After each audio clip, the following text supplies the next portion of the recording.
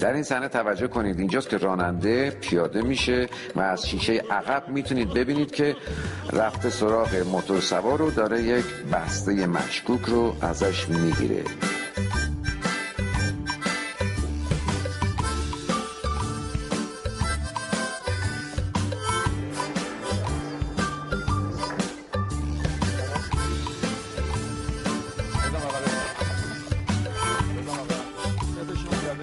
بازرسی بدنی کن. چیکار داشتی با خود رو ماشین؟ جیبت بریز بیرون. آها یه دقیقه اینو داشته باش. میاره. اینجا توجه کنید، حامد بسر انداخت رو زانوی رامبد، اما رامبد گویا به رو خودش نمیاره. جانم اتفاقی افتاده؟ مدارک ماشین چیز کنید. بفهم پایین. چه خبره مگه؟ آیا آدرسش رو پرسیدی؟ چی دادی؟ چیزی ندادم بابا. بده چی بده؟ مدارک رو بده. مرکز 25. مرکز 25. موتورسیکلت توقیف شد، خودروی مورد نظرم 75 1 سال 71 توقیف شده. دستو ول کن. وایس اینجا. آدرسش میپرسی؟ جا سربان. چی میخواد؟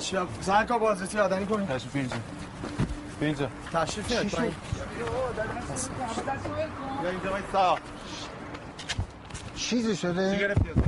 تشریف بیارید. سمشت. چه اسپارتی دارم باهاتون؟ راننده‌تون هستم. سرویس. مثل که با دوربین رؤیت کردن چند وقت موتورسیکلت تحت تعقیب جابجایی مواد داشتم. مثل اینکه چیزا. مرکز 25.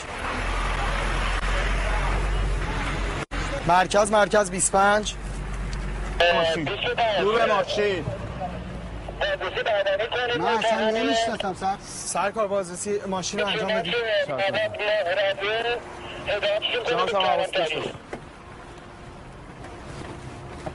مرکز 25. بسته روی صندلیه. برش دارم. مرکز 25. مرکز 25. ببخش. ارزم روزبه که سرنشین خودرو یکی از منونده هستن. آجام حقیقتا بسته سر کوچه بین اینا رد و بدل شده. چند وقتی ایشون زیر نظر داریم دیدیم که نه موتوری رو ساقی اینجاست، جنس رد و بدل میکنه. باشون در ارتباطی شما؟ با موتوری. آیا رامبد جوان از بازیگرا هستن، سرنشین خودرو که متوقف شده؟ آره ایشون مربوط ایشونه. در حال بررسی هستیم. نگاه کنید ببینید که مصرف شخصی بره یا نه. یه لحظه ببخشید تشریف بیارید. مواد مصرفی نه حالا کلا موادی که جابجا شده. من در زندگی مواد مصرف نمی‌کنم، مشروب مصرف نمی‌کنم. 25. نه جایگاهی بوده که 25 آقای جوان نشستن. مواد پیدا شده آقای جام سرا. مربوط ایشونه. بله 50 گرم پک شیشه است. پک مصرف شخصیه. خدا آقای رامبد جوان هستن. مرکز 25. مواد رؤیت شده زیر پای آقای جوان. اینم تکرار کنید زیر پای من بوده. خب زیر پای من بوده چیکارش کنم؟ به گردن که نمیگیرن. به گردن نمیگیرن که اجازه بده سرداد امینی هستن. جا سرداد امینی آقای رامبد جوان بازیگر رو گرفتن با 50 گرم مواد شیشه. بابا دستور چی میفرمایید؟ 25 همون کارگردان موجی برنامه خندوانه رو میگی؟ آقا هی بی خود نگو رامبد جوان. 25 بگوشم. جوان رو بذاریم داخل خودرو. بله اقدام میشه.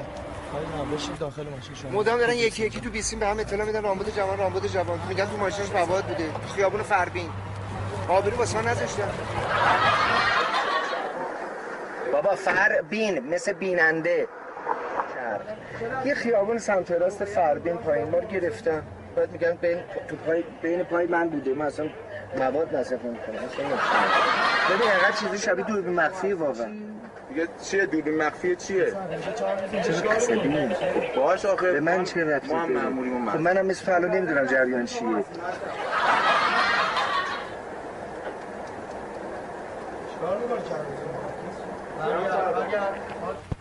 بشین موتور شما چند روز این موتورسیکلت پاتوقش همینجاست. مدارک موتور رو دیدی؟ بشین شما. چیه محمد؟ مرکز ایسفند. مواد گرفتی ازش؟ پدر میگم.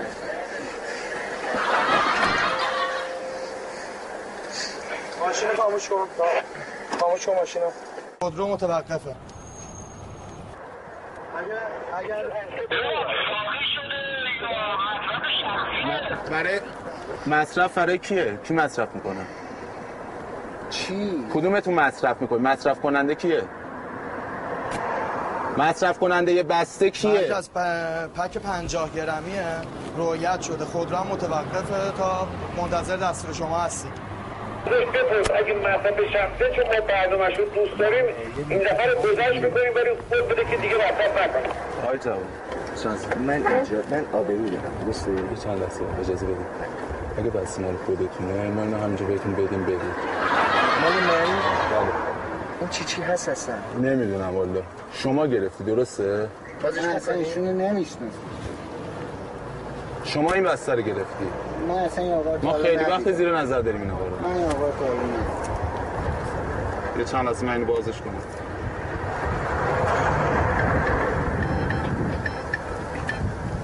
الو حسین. مصرف خودت من اصلا این آقا رو نمیشناسم. الان اینجا رویت پلیس گرفته مواد تو ماشین بوده نمیدونم اینجا چیزه مثلا نمیفهمم اینجا چیه. نریزه سرکار بعد میگن زیر پای من بوده بعد فکر میکنن منم.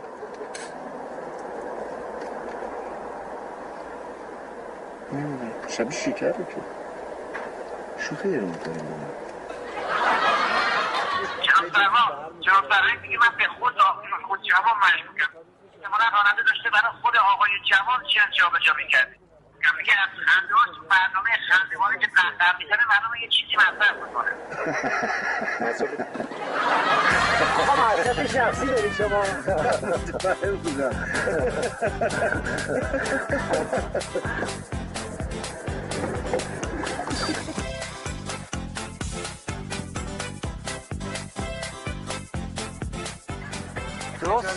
آره آره رامبود ای رامبود تویی؟ آره رامبود حالا یک نوع مکالمه اون با مرکز الو مرکز آفیشتون اینجا 9 صبح ما با همه این بچه ها اینجا بودیم میگن آقا آفیش شده 9 صبح اتفاقی که ممکنه بیفته اینه که وسیله فیلمبرداری بگم آقا دوربین مخفیه. رامبد گیر انداختن کار سختی بود چون من هم به همه میگفتم این بچه تیزیه هر کاری میگفتم نه این میفهمه. یک هفته است یه قوطی من گذاشتم جلوی داشبورد که توش بعداً دوربین قایم بکنم و منتظر بودم که اگر رامبد در این قوطی رو باز میکرد توش چی بود؟ قشنگترین دوربین من این بوده جلو چشت. بالاخره کارتو کردی. آره دیگه قرار بود من مطیع شوتوب هم میگفتی چرا